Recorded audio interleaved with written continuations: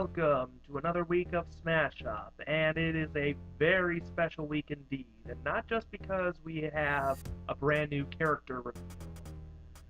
Now this week I have Ken Zidek and Dan Wanazek joining me for the full discussion. Uh, you may remember them from the character predictions last week. So we've got a lot to talk about this week, and let's get right into it with Monday's update. And before we can even get to the big new character reveal, we already have a huge announcement with Rayman appearing as a collectible trophy. Now, unfortunately, this does mean not going to be playable in the game. Oh no. Not Rayman. But it is still quite a lot more reference to the character than I was expecting. Yeah, and it's interesting. It's Ubisoft's Rayman. People don't think of Rayman, they don't think of Nintendo. But in Japan, Nintendo actually did publish Rayman Legends for the Wii U. So, I mean, there is that connection, and that could be the reason why he's referenced in this game. Yeah, that's probably what's going on here. We also saw the Wonderful 101 getting trophy representation in the past.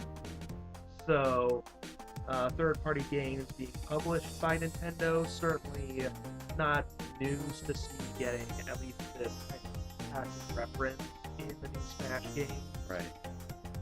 But at the same time, this could be opening the floodgates a little bit for all kinds of third-party representation getting at least collectible trophies, which would be pretty huge because Smash sells.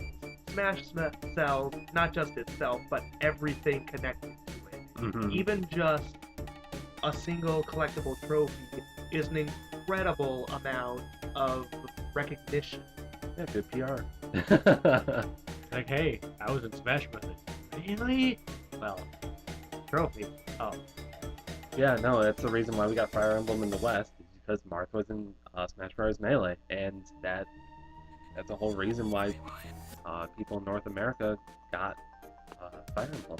Thank you, Smash Brothers, for giving me Fire Emblem. Yeah, but even just a small appearance like Sakiyama Miya appearing in Brawl as just this trophy and not even a playable character, that was still a ton of recognition. And what happens immediately after Brawl comes out?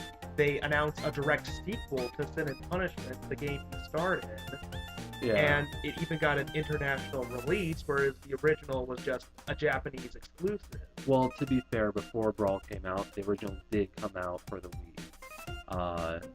And that's actually how I heard about the character before Brawl came out. So, but you can see they do take steps to push this character, which leads to results. And even just collectible trophies still get a lot of recognition.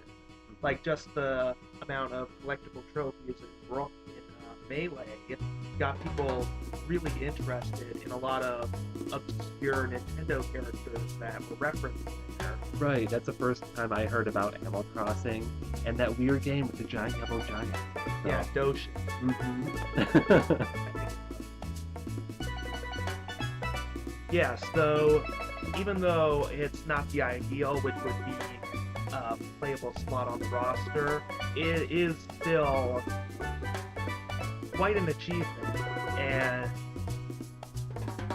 good going for you, Ray.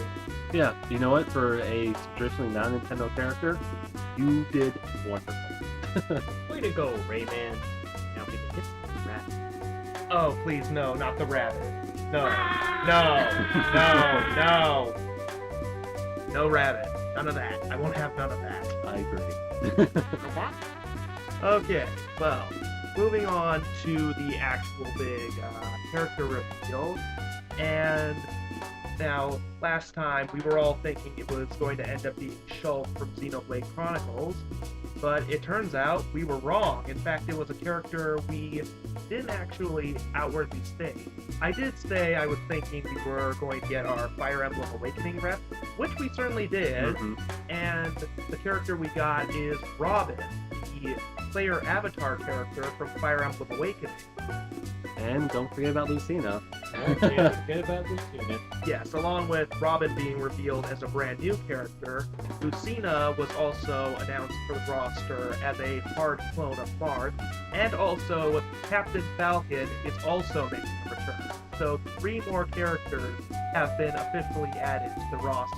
Yeah. And we cannot forget that the lovable Crom will be a part of Robin's final speech.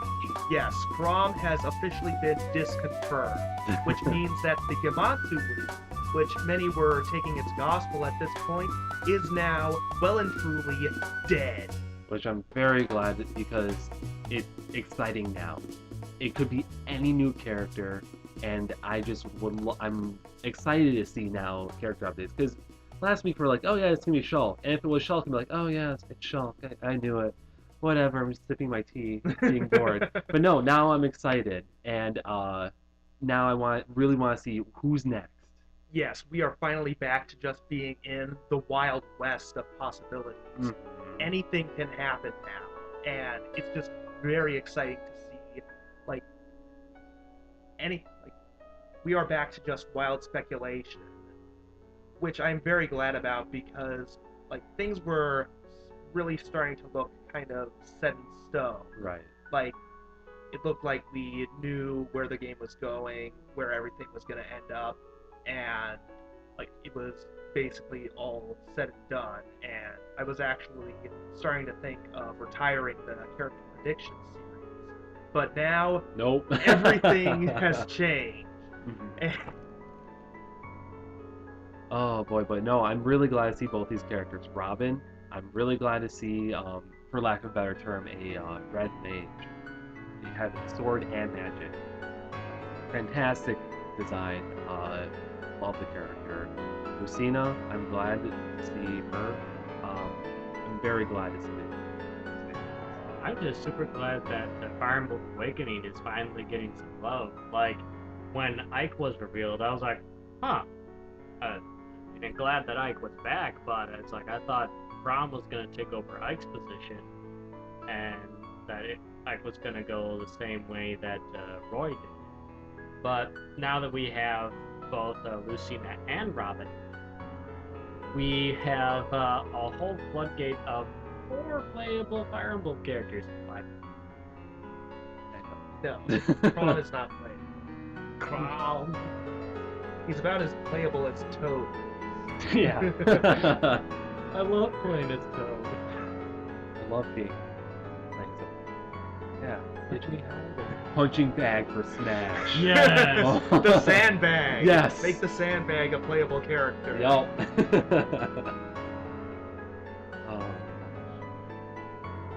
Yeah, so Robin is definitely another very interesting newcomer. How Robin is going to work is he or she, there are both male and female variants of the character available. Robin wields the powerful Levin sword, which is a magical sword from Fire Emblem Awakening, as well as a series of spell tomes. Now, the interesting thing with Robin is that both of these powerful weapons, which the Levin sword works into his smash attacks, and the tomes work into his special moves, both have a limited number of uses, similar to how all of the weapons in Fire Emblem games have a set amount of durability and will break over time. So Robin is looking like sort of a resource management type of character. You have 2 really powerful sets of abilities, but both of them run out, and once they do regenerate over time, but that's going to leave you vulnerable for a while.